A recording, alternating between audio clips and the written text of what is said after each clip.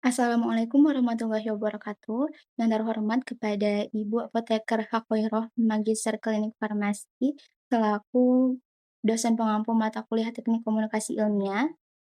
Di sini saya Alia Rahma Fadilah dari Tadis Kimia semester 6 dengan NIM 23811100020. Di sini saya akan mempresentasikan suatu poster ilmiah yang telah saya buat, dan di sini saya mengambil dari salah satu artikel ilmiah yang sudah terakreditasi Sinta 2. Artikel ilmiah tersebut berjudul Effectiveness of Dual Situated Learning Model in Improving High School Students' Conceptions of Chemistry Equilibrium and Preventing Their Misconceptions. Di sini penulis dari jurnal tersebut yaitu ada Muhammad Ali Kurniawan, Sri Rahayu, Faziatul Fajaroh, dan juga Said Al-Muntashir. Dan dipublikasikan di Jurnal Science Learning pada tahun 2020.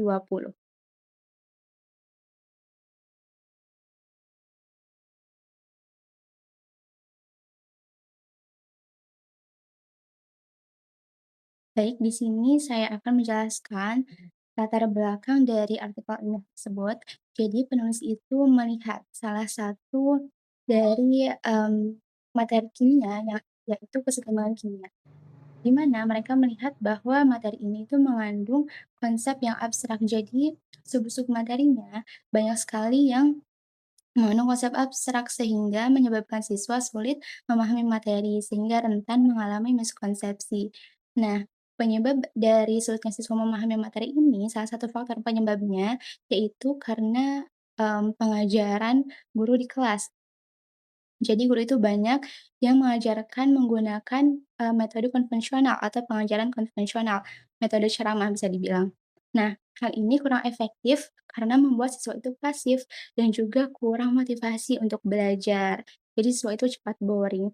Nah, jadi penulis ini menginisiasikan suatu model pembelajaran yaitu Dual Situated Learning Model atau disingkat dengan DSLM.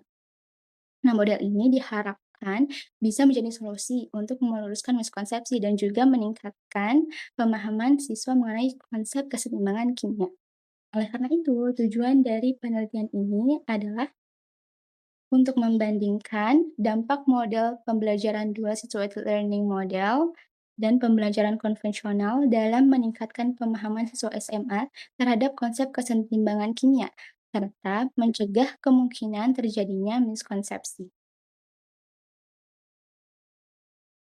Lanjut ke metodologi yang digunakan dalam penelitian ini, yaitu jenis penelitiannya adalah quasi eksperimen dengan desain prioritas proses control group.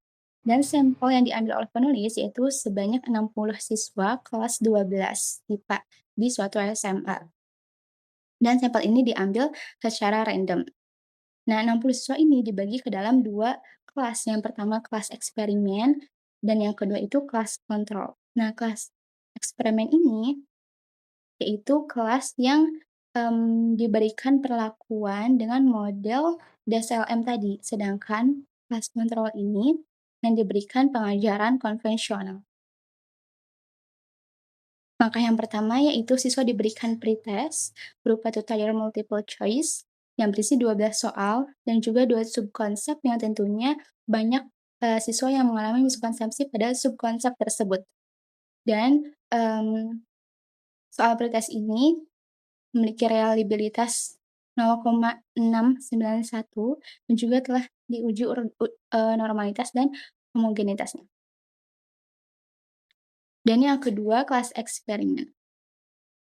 Nah, jadi setelah pretest, itu langsung dilakukan perlakuan. Jadi di kelas eksperimen, ini ya tadi siswanya ada 30 orang dan model yang lakukan atau model yang diberikan kepada siswa yaitu model DSLM tadi. Nah, untuk tahapannya di sini ada prediksi awalnya, lalu alasan, dan juga konfrontasi disonansi, lalu mengkonstruksi mental set baru dan juga tantangan. Intinya pada model DSLM ini, penulis,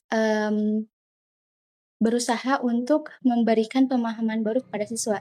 Jadi karena siswa itu misalnya memiliki pemahaman awal yang salah atau memiliki kesalahpahaman tentang suatu konsep dalam materi keseimbangan kimia, penulis ini dalam model DSLM berharap harapannya siswa memiliki pemahaman baru atau mental set baru mengenai pemahaman konsep ini, sehingga kesalahpahaman konsep sebelumnya itu bisa hilang dan diganti pemahaman baru yang sudah benar.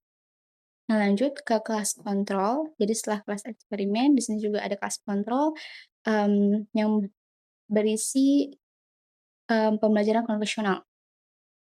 Jadi siswa itu diberikan metode ceramah dan juga diskusi selama 6 pertemuan kali 90 menit dengan 4 topik. Dan juga setelah dilakukan perlakuan, kedua kelas ini diberikan post-test. Dan juga nanti hasil dari prosesnya ini oleh penulis diolah. Datanya menggunakan SPSS 17.0 for Windows. Nah, post-test ini nanti diujinya dengan uji T independen.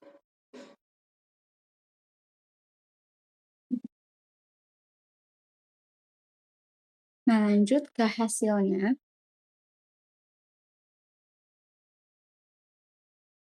Tadi, karena di sini ada 2 perlakuan, yaitu kelas eksperimen dan juga kelas kontrol, jadi di sini ada hasil dari rata-rata proses kelas eksperimen, yaitu 26,87, dan juga rata-rata proses kelas konvensional ada di 24,83.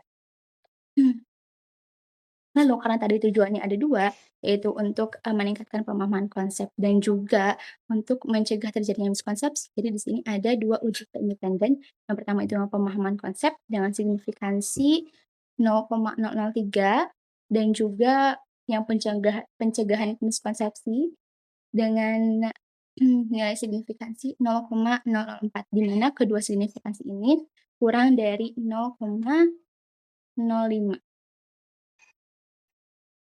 Karena tadi di sini ada nilai signifikansinya untuk, analisis statistik di 0,05. Dan setelah, diolah datanya ternyata kedua perlakuan ini memiliki signifikansi di bawah 0,05 atau kurang dari 0,05. Nah, lanjut di sini ada temuan penulis. Untuk jenis miskonsepsi yang diukur itu di sini, contohnya ada konsentrasi produk sama dengan reaktan saat setimbang, laju pembentukan produk dan reaktan konstan, konsentrasi reaktan turun hingga sama produk. Nah, di sini ada kelas eksperimen dan juga kelas kontrol. Nah, di sini ada, jumlahnya dari kedua perlakuan ini. Nah, contohnya di sini jenis miskonsepsi yang pertama, itu Nilai, persentasenya atau persentase miskonsepsi setelah dilakukan perlakuan, mmm, model DSLM, ini miskonsepsinya ada di 13,33%. Sedangkan untuk kelas kontrol atau yang diberikan pengajaran konvensional, ini nilainya ada di 40%, di mana di sini bisa dilihat adanya penurunan sebanyak 26,67%. Begitupun dengan miskonsepsi-miskonsepsi yang lainnya. Di sini terlihat bahwa, pada seluruh model pembelajaran BSLM, ini lebih kecil daripada kelas kontrol. Dari data di atas tadi kita bisa simpulkan, atau kita bisa ambil di sini, datanya kita buat diagram batang agar bisa lebih, dilihat perbandingannya. Di sini yang pertama ada kelas eksperimen dengan rata-rata nilai post-test tadi 26,87, dan juga kelas kontrol nilai rata-rata pretestnya, nilai post-testnya 24,83.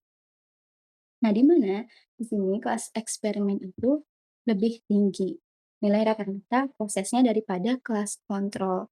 Dan ketika diuji T, ini memberikan hasil signifikansi 0,003 atau kurang dari 0,05, yang berarti kelas eksperimen ini atau model DSLM ini signifikan untuk, mmm, untuk memberikan untuk meningkatkan pemahaman konsep kesetimbangan kimia kepada siswa. Selanjutnya, di sini ada persentase miskonsepsi per konsepnya. Nah, jadi di sini ada kelas eksperimen dan juga kelas kontrol. Kelas eksperimen ini yang warna hijau dan kelas kontrol ini yang warna merah. Nah, di sini ada jenis-jenis miskonsepsinya dari 1 sampai 7. Bisa dilihat ini dari data tabel sebelumnya, yang ini, yang persentase. Nah, bisa dilihat di sini bahwa yang kelas eksperimen itu persentase miskonsepsinya lebih kecil dari seluruh miskonsepsi daripada persentase miskonsepsi yang kelas kontrol. Dan bisa disimpulkan bahwa seluruh miskonsepsi lebih rendah pada kelas eksperimen. Dan artinya ini bahwa model pembelajaran DSLM efektif dalam mereduksi miskonsepsi atau mencegah terjadinya miskonsepsi.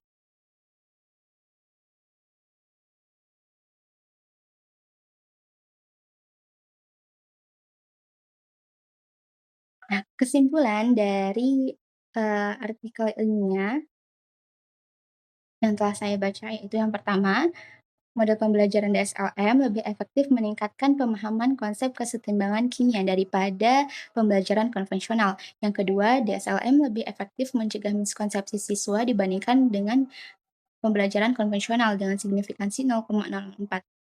Dan yang terakhir, guru perlu mengidentifikasi prakonsepsi siswa sebelum pembelajaran dan mengintegrasikannya dalam desain instruksional.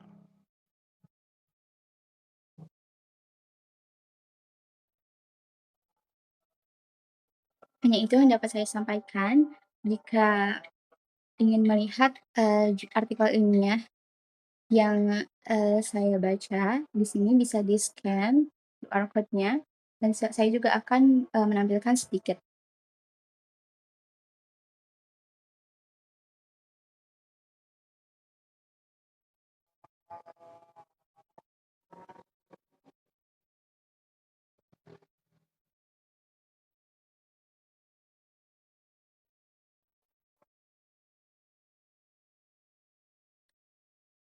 Nah, ini adalah artikel ilmiah yang saya baca dan saya jadikan poster ilmiah.